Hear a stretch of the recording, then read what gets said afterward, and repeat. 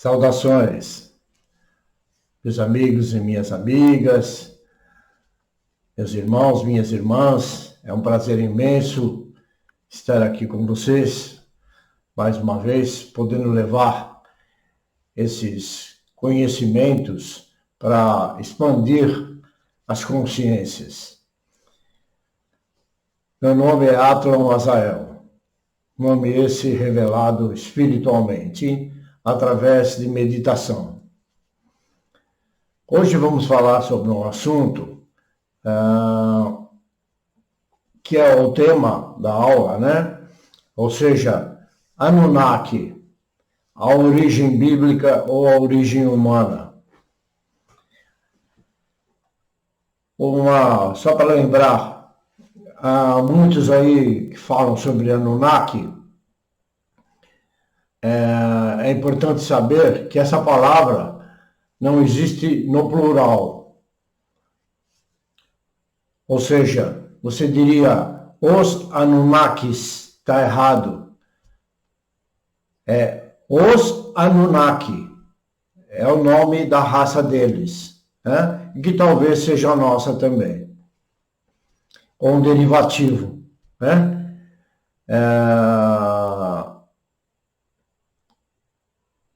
No final, na descrição, eu vou deixar 2 links, pelo menos. Um é de quase 2 horas e o outro é mais ou menos de 10 a 15 minutos de duração.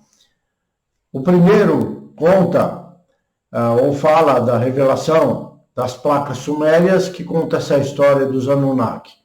E a segunda conta como os Anunnakis criaram o homem. Vamos à aula e aí fica a critério de vocês, pela capacidade de vocês entenderem. Por isso que é importante você saber sobre o assunto mais a fundo, para você poder tirar sua conclusão verdadeiramente. E mesmo assim ainda fica dúvida, ok? O tema Anunnaki pode gerar, como eu disse, controvérsia e polêmica. Por quê? Pelo simples motivo de que a grande maioria dos homens são polêmicos. Talvez eu faça esse vídeo em 2 etapas. Vai depender do tempo que leva a duração da confecção dele. Principalmente os que se dizem religiosos, ou seja, são polêmicos, principalmente os que se dizem religiosos. Não buscam, não vão a fundo nos estudos das religiões comparativas e muito menos das filosofias e da antropologia humana. Seguem simplesmente ensinamentos como mestres, professores, pastores, orientadores, clérigos, padres, bispos, papas, né? Tantos codinomes. E 99% deles ensinam como sofistas, ou seja, ensinam o que aprenderam apenas, repetidamente há milênios. Sim, são chamados sofistas. Porque da mesma forma que seus alunos, seguidores, prosélitos, neófitos, simplesmente seguem, implementando o que aprenderam,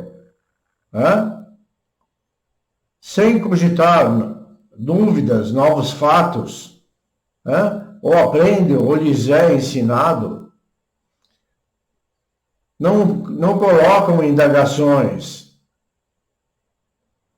Portanto, nem instrutor, nem aluno ou seguidor utilizam o cérebro para analisar o que lhes é ensinado, observar as contradições, analisar as lacunas dentro dos ensinamentos, perceber a confusão ou falta de verdade ou originalidade no que lhes é ensinado. Só um adendo. Você sabia que o IBGE, ou seja, Instituto Brasileiro de Geografia e Estatística, levantou um dado e verificou dados e verificou que 90% dos brasileiros não têm acesso à cultura. E que desses 90%, 50% nem sequer procuram.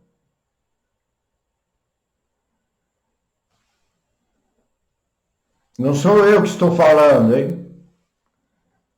Um órgão do governo, IBGE.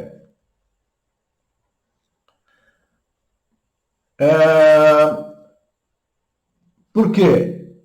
Não procuram, não perguntam sobre, não pensam para perguntar. Posso usar como um exemplo um momento em que eu estava estudando cromoterapia. Não sou melhor do que ninguém, mas eu digo, é o fato de você começar a indagar. Você tem que saber. Não simplesmente aprender aquilo e acabou e você vai se transformar num professor, vai ensinar a mesma coisa que aprendeu. Quer dizer, você não acrescentou nada. Não é? Então vamos lá. Na sala de aula, eu aprendendo cromoterapia, fiz uma pergunta capciosa até para o professor. Claro, propositadamente. Como sempre fiz em outras aulas e cursos e faço. Se estou ou estamos aprendendo, devemos sempre perguntar, seja qual for a dúvida existente. E eu fiz a seguinte pergunta.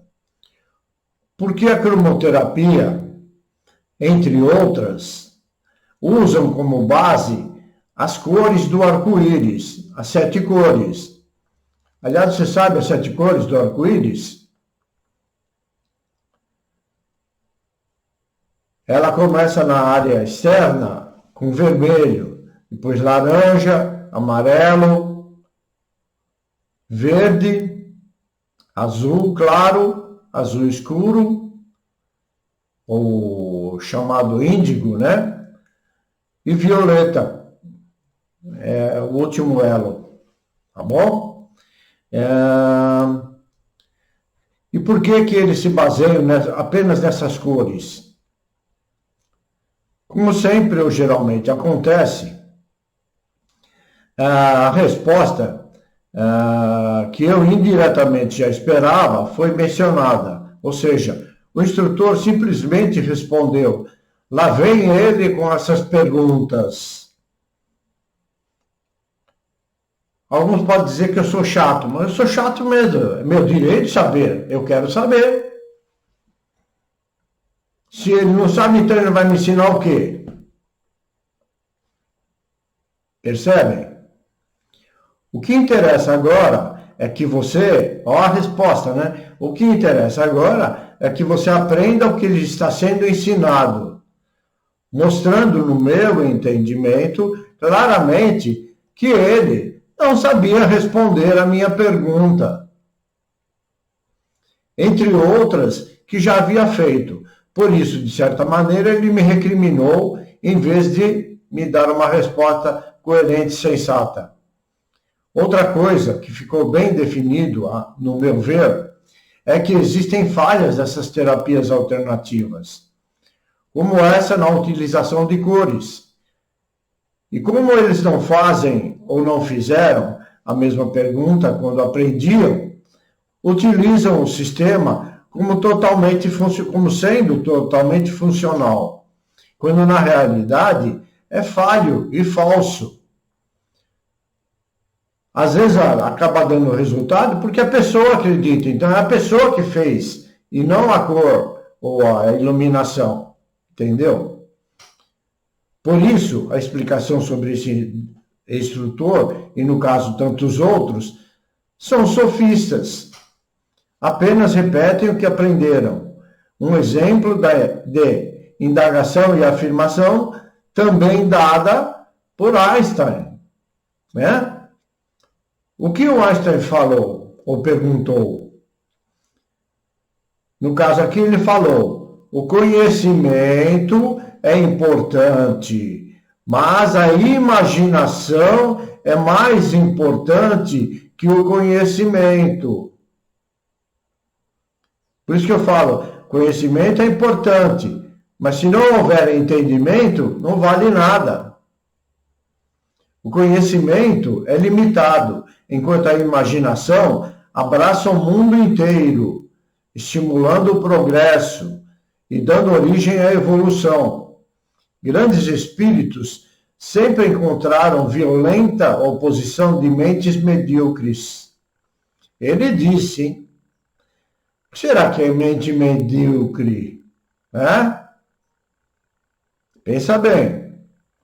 Cabe aqui também uma outra afirmação desferida por ele, e cuja mesma venho ensinando e mostrando a vocês ao longo de muitas aulas. Ou seja, o que Albert Einstein respondeu quando perguntaram se ele acreditava em Deus. Percebam? Prestem atenção. Ele disse, a palavra Deus não é para mim mais que a expressão e o produto da fraqueza humana. Perceberam?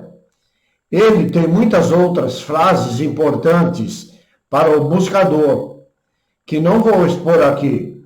E quando eu digo que estamos ignorantes, é sentido, não é o sentido de ofensa, mas é a verdade de que nada sabemos. O que sabemos é muito pouco.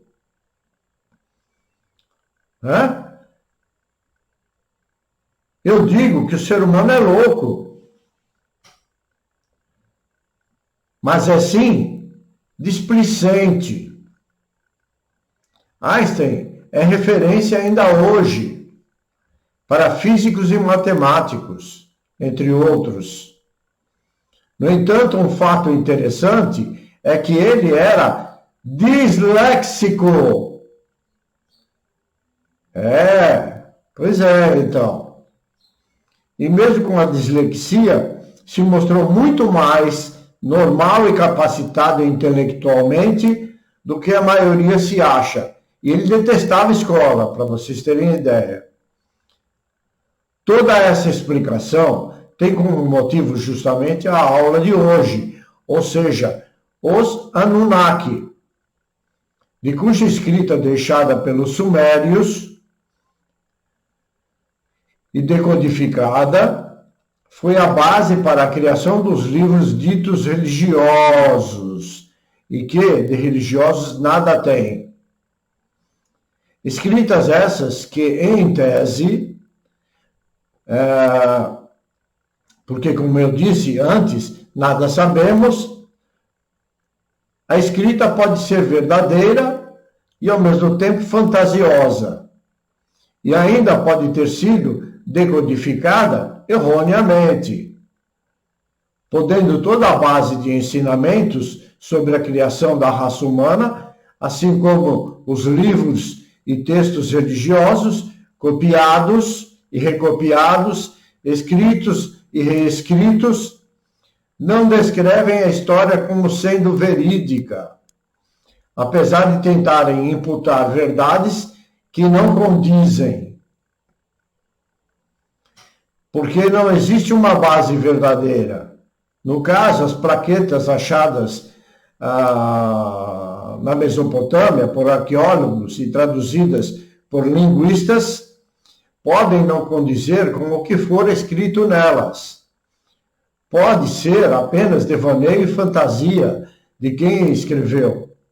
Claro, como escribas ou escritores podem ter criado toda uma fábula sobre ocorrências extraterrestres que não sabiam explicar e nem como escrever, muito mais simples do que a escrita rebuscada sobre deuses que nunca existiram como deuses, mas simples seres extraterrestres com poderes maiores do que a raça humana existente aqui, naquele momento que eles chegaram. Firmando, portanto, a mente fantasiosa existente até hoje. Sabendo-se do que fora traduzido das plaquetas sumérias, podemos aventar a suposição de que tudo pode ou não ser verdadeiro, como também pode ser verdadeiro que não foram eles que criaram o homem, como diz a história, pois eles já se encontravam aqui quando chegaram. Ou seja, o humano já se encontrava aqui quando eles chegaram, deixando mais dúvida sobre a origem humana, se foram oriundos de mutação genética realizada por esses Anunnaki, sobre um símio, possível símio, aqui existente naquele momento, conforme conta a história escrita por esses sumérios. Ou, como dito, não passa de uma fantasia ao estilo de Walt Disney. E que, de fato, a criação humana tem outra origem, ou teria outra origem. Mas podemos afirmar, sim, e repetindo que toda a base das escritas religiosas tem como fundamento as escritas sumérias, entre outras, e que muitos dos chefes dessas crenças sabem. No entanto, não querem que o povo seguidor saiba. E fica a pergunta: por que não querem que vocês saibam? Porque é revelador. E se vocês entenderem a verdade, isso vai tirar vocês da servidão. Ou seja, ao saberem da história, se caso estiverem de cérebro aberto, deixarão de segui-los, pois entenderão que estão sendo enganados. O tradutor dessas placas em terracota escreveu que esses seres estiveram aqui há pelo menos 450 milhões de anos e que há pelo menos 300 milhões tenham criado a raça humana. E se você estudar com afinco, vai notar com clareza que principalmente toda a Bíblia foi baseada nessa tradução, feita por Zecharia Sitchin.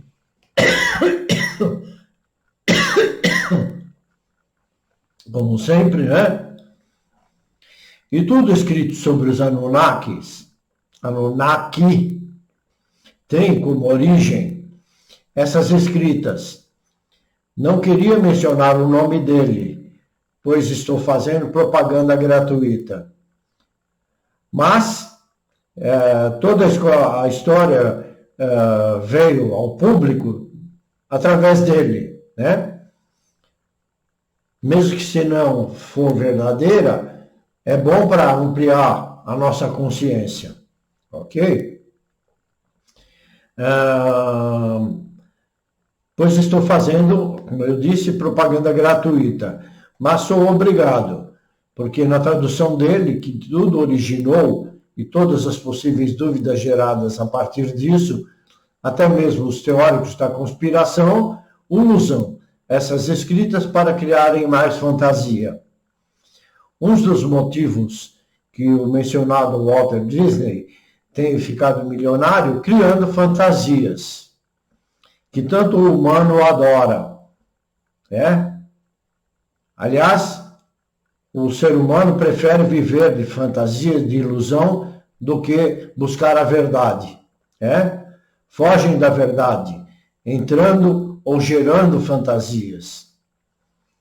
Lembrando que não foi Zecharia Sitchin quem traduziu as placas sumérias, mas especialistas em linguística, traduções das quais ele se baseou para escrever uma série de livros a respeito desses Anunnaki e a criação humana. Um deles eram os deuses astronautas. Como já dito anteriormente, uma história contraditória e fantasiosa, cuja mesma não tem o aval da ciência, e até é polêmica entre eles, quanto à veracidade ou não das descrições. Ou seja, Eles discutem entre eles se essas escritas são verdadeiras ou não, se essa história é verdadeira ou não.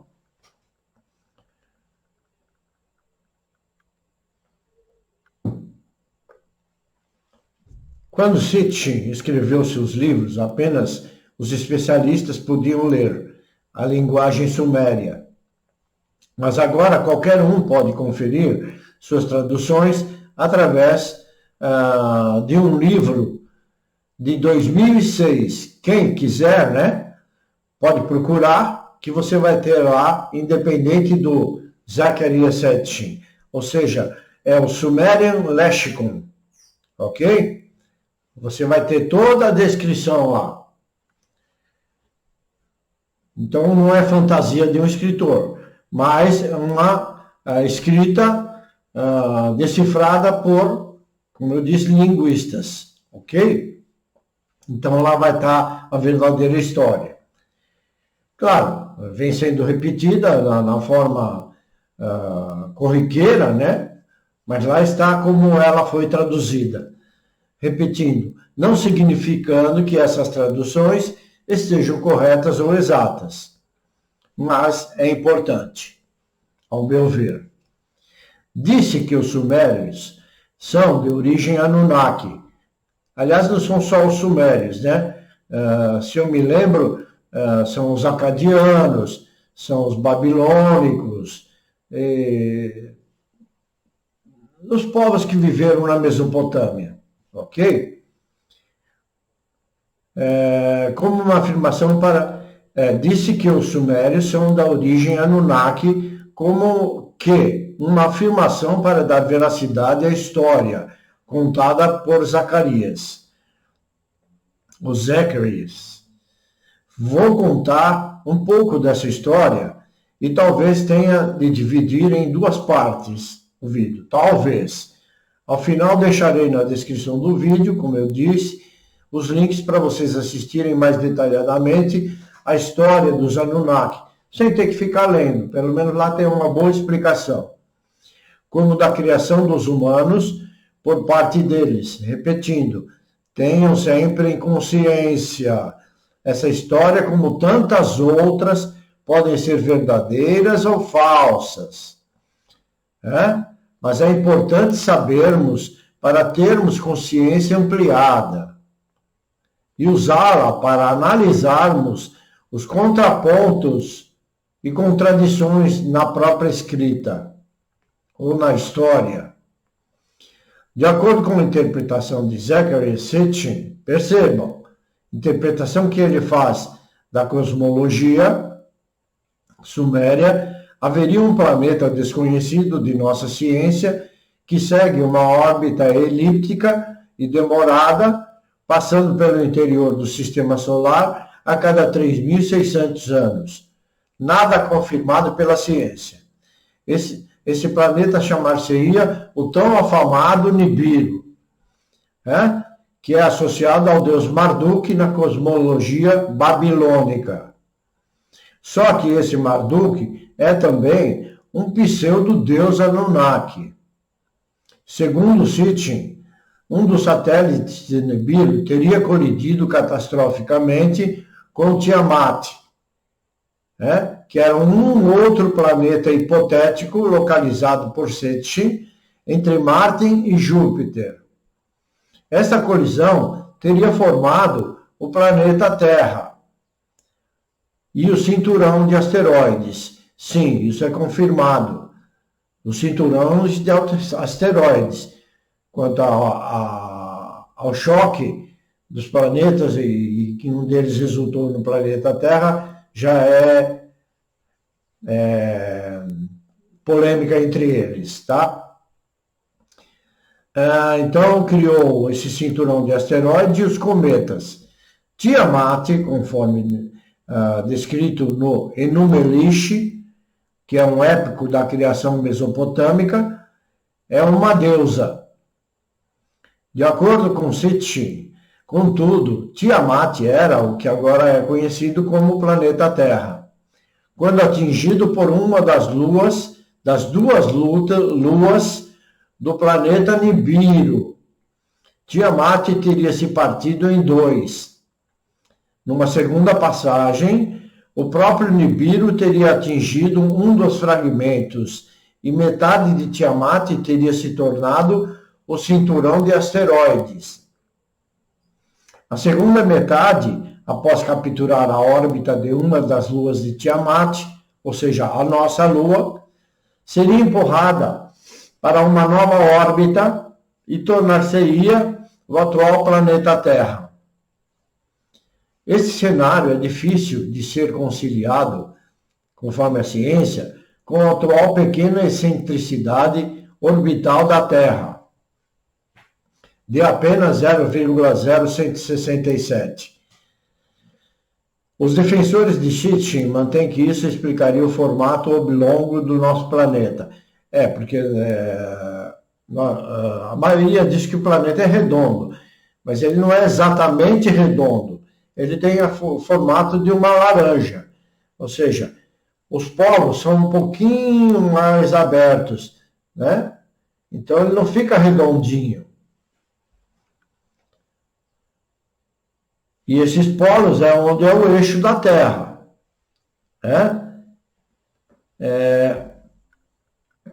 Vamos pegar aqui um lápis para explicar. Esse é o eixo da Terra. Norte e sul. Ok? Ele forma um campo magnético que sai e volta. Em toda a sua volta. E embaixo a mesma coisa. Por isso que no centro a Terra gira assim, olha. O centro é chamado de meridiano. Ok? Não é exatamente meridiano. Fugiu agora. Quando eu lembrar eu falo. Então, isso explicaria. E devido a essa rotação, ela se estende, entendeu? Seria o contrário, né? Mas não é, porque tem essa excentricidade da pressão. Mas isso não importa aqui agora. É só para dar um parecer. Formando o formato oblongo do nosso planeta, cuja distância entre os polos é ligeiramente menor que o diâmetro da linha do Equador. Eu escrevi, fiquei analisando. Ou seja, é ao contrário do que eu falei, devido à rotação da Terra. Então, era uma bola, mas ela começou a girar, então, essa parte começou a se alongar. E essa aqui desceu um pouquinho. Então, ela ficou no formato de uma laranja achatada, né? Vamos lá. Também explicaria a peculiar geografia antiga da Terra, devido à acomodação após a colisão celeste. Entenda-se continentes sólidos de um lado e oceano gigantesco do outro. Embora isto seja consistente com a hipótese do impacto gigante e posterior alteração de órbita que teria originado a Lua, estima-se que esse acontecimento teria ocorrido há 4 ou 5 bilhões de anos atrás. O cenário delineado por Sitchin, com Nibiru retornando ao interior do sistema solar, regularmente a cada 3.600 anos, implica numa órbita com um eixo semi-principal de 235 unidades astronômicas. Ou seja, é muito longo para levar 3.600 anos. Implica numa órbita com um eixo semi-principal de 235 unidades astronômicas, estendendo-se do cinturão de asteroide até 12 vezes mais distante do Sol que Plutão. Vocês imaginam, gente?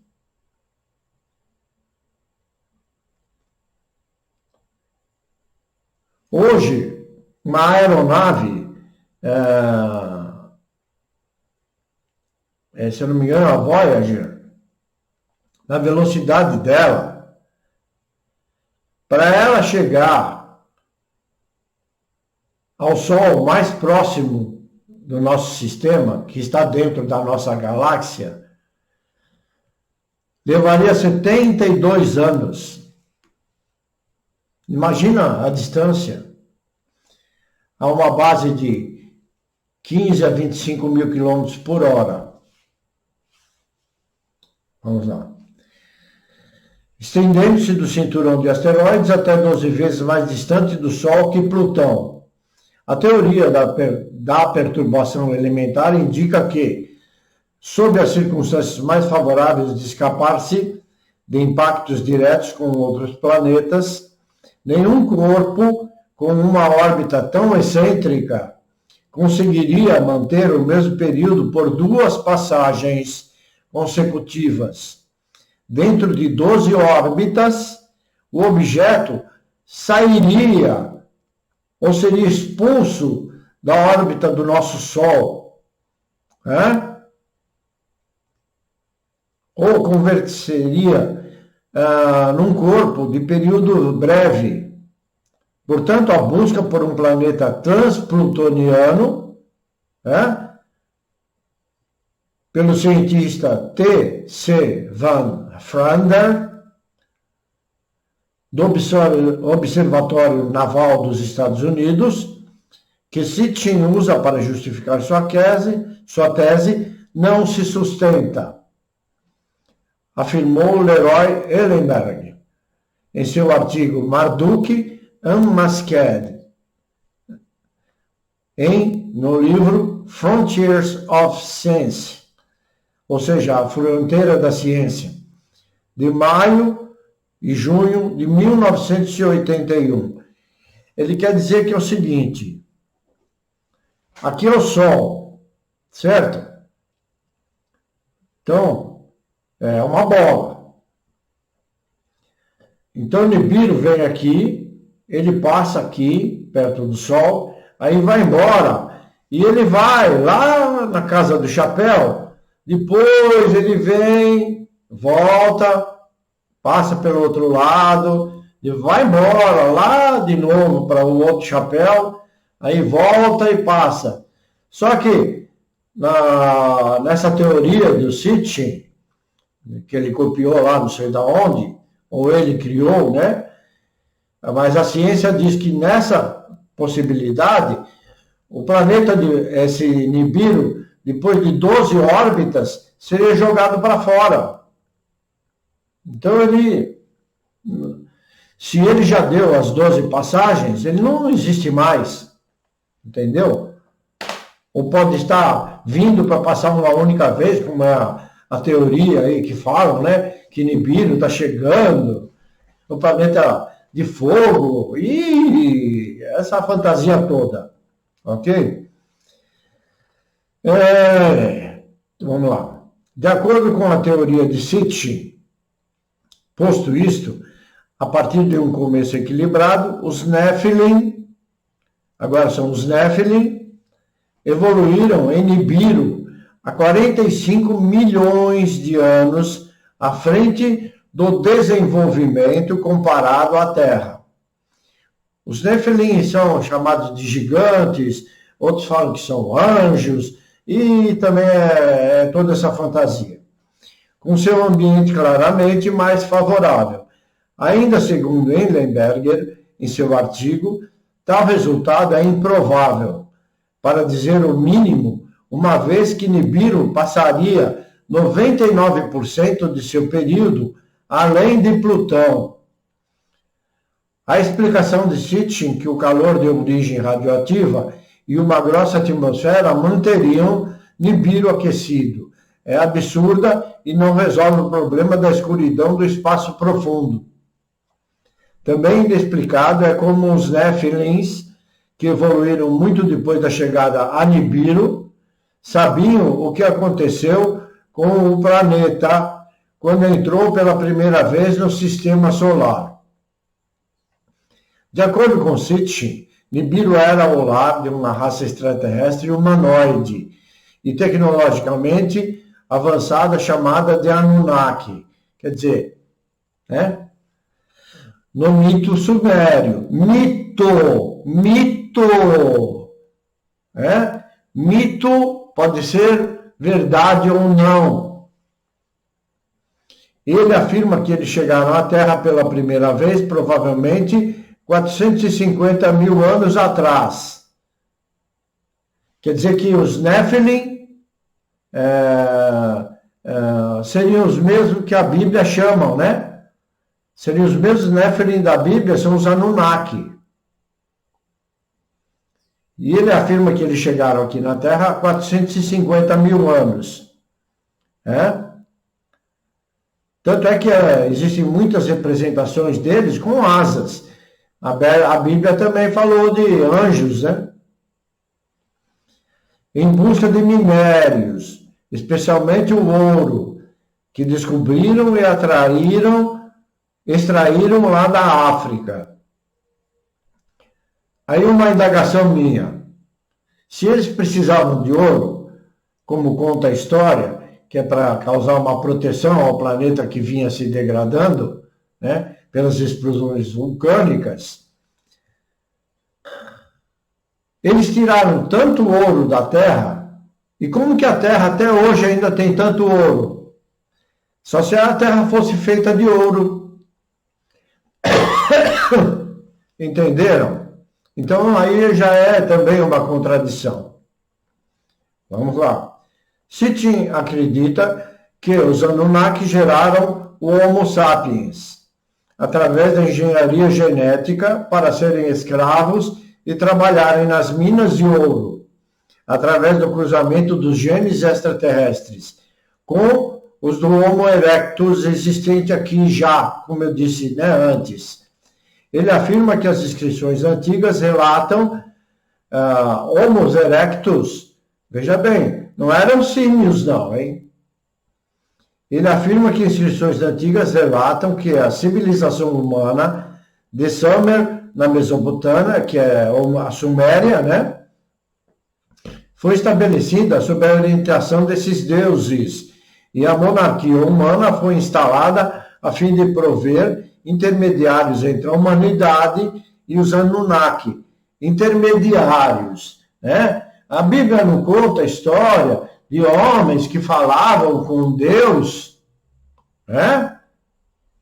Bom, ele crê que a radioatividade oriunda de armas nucleares usadas durante uma guerra entre facções dos extraterrestres, seja o tal do vento maligno descrito na história, que destruiu Ur por volta de 2000 a.C. Segundo ele, o ano exato seria 2024 a.C. Também é uma marcação falha, né? Porque não existe o Cristo, não existe comprovação dessa presença aqui. Bom, descrito na tábua sobre o lamento por Ur. Ele afirma que sua pesquisa coincide com muitos outros textos bíblicos, e esses seriam originários de textos sumérios. Em agosto de 2002, o Museu Britânico em Londres revelou caixas não abertas encontradas no porão. Olha bem, 2002, abertas encontradas no porão do museu da época de Woolley, contendo esqueletos das tumbas reais de Ur, de uma deusa rainha, depois descoberta como Nimpoabi, ou seja, a filha de Ninsun, um Anunnaki, mais Lugalbanda, ou seja, um semideus Anunnaki, sendo irmã mais nova de Gilgamesh. Você pode ler um livro também, a Epopeia de Gilgamesh. O mesmo das tábuas sumérias, neta de Inanna, que era neta do Anu, ou seja, o rei de Nibiru. Só que aqui Anu era o rei de Nibiru, né? Só que no Egito tem o tal do Anubis, né? com uma cara de chacal, quer dizer que esse Anu é o rei da morte, né? É o deus da morte. Tem tanta comparação a ser feita. Procurando saber se haveria planos para examinar DNA nesses ossos, o Sr. Sitchin entrou em contato com o museu. Educadamente, ele foi informado que não havia planos para tal. Através de petições ao museu, o mesmo desejava fazer um mapeamento genético da deusa e compará-lo ao humano, mostrando assim nosso parentesco extraterrestre. Ele achava que poderia provar. Né? Era a ideia dele. Né? Isso nunca aconteceu. Logo antes de falecer, o Sr. Zechariah Sitchin esteve internado devido a um grave problema abdominal. Tudo história, né? Mas pode ser verdade. Quando saiu do hospital, ele expressou seu desejo, ou seja, o último desejo, depois de algum repouso, espero voltar à plena atividade relacionada ao meu livro mais recente e ao projeto Genoma da deusa de Ur. Que deusa! O homem, já expliquei isso para vocês, dá o nome de Deus àquilo que ele não entende ou a algo superior a ele. Porém, nunca chegou a finalizar esse projeto. Segundo ele, a última passagem de Nibiru foi em 556 a.C., sem prova alguma, considerando sua órbita, ou escondem a verdade, né? Segundo sua órbita, em 3.600 anos, seu retorno está previsto por volta do ano 2900. Entretanto, acreditava que os Anunnaki poderão retornar antes e que o momento do retorno coincidirá com a mudança astrológica, quer dizer, ele também se baseava na astrologia, da era de Peixes para a era de Aquário. Em algum momento, mais ou menos, entre 2090 e 2370. Assim, chutando até eu, né? Perceberam quanta criatividade? Que pode ser verdade ou não. Nenhum de nós estará aqui, creio eu, para comprovar essa história. No entanto, devemos ponderar, conforme a tradução das placas encontradas na Mesopotâmia, com a origem sumeriana, sim, podem ter e ser fundamentada toda a escrita religiosa, principalmente a Torá judaica, e em seguida o Evangelho cristão. Esse conhecimento é muito antigo, que só poucos estudiosos, teólogos, filósofos teriam acesso, e por parte deles no sentido de dominarem ao povo em suas existentes barbáries, criaram essas escritas, cujas mesmas vêm sendo seguidas e implantadas cotidianamente aos nécios humanos, mantendo a continuidade da dominação e do aprisionamento desses nossos irmãos inconscientes. Só para poderem pensar, vou fazer uma pequena comparação com alguns personagens Anunnaki e com os personagens bíblicos. Exemplo, o Deus do Evangelho, chamado pelo judeu, pelo povo israelita, como Yahvé, ou Yod-He, Vav-He, podem ser, no meu entendimento, pelos fatos da história, o mesmo Anunnaki chamado Marduk. Lúcifer pode ser o Anunnaki Alalu. Vocês vão ver a história e vão entender o que eu estou falando. Que for exilado para o planeta vermelho. Adão e Eva, como demonstra, podem ter sido os primeiros humanos criados pelos Anunnaki, ou seja, o Adamo e a Tiamat, que foi o nome dado a Eva, e que também dado ao planeta Terra. e que viviam no Edim. Na Bíblia é o Éden. Na verdade, era uma cidade, conforme a história, maravilhosa, construída por Enki, da qual posteriormente foram expulsos, pois, pela dedução do Enki, eles começaram a usar o cérebro, cobrindo-se, pois viviam nus, com vestimentas de folhas, e não foram seduzidos ou contaminados, não foram seduzidos por uma serpente. Mas a malícia já existente no DNA que contaminou o DNA dos Anunnaki. Pois pela história, vocês verão que os Anunnaki eram tão cheios de ego quanto são os humanos. E o próprio Enki os expulsou, pois não admitia que tinha criado seres que pensavam por si mesmos.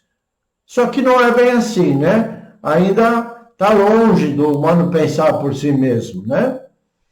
Bom, e sendo assim, não obedeceriam ou não lhe serviriam como escravos.